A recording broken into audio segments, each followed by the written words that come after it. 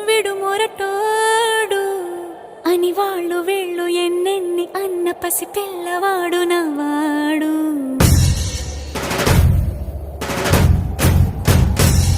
విడుముండోడు అని ఊరు వాడ అనుకున్న గాని మహారాజు నాకు నవ్వాడు.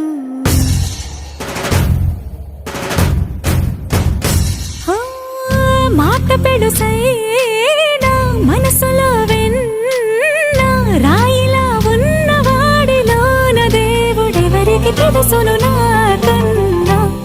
సూసేకి అగ్గిరవ్వ మాదిరే ఉంటాడు.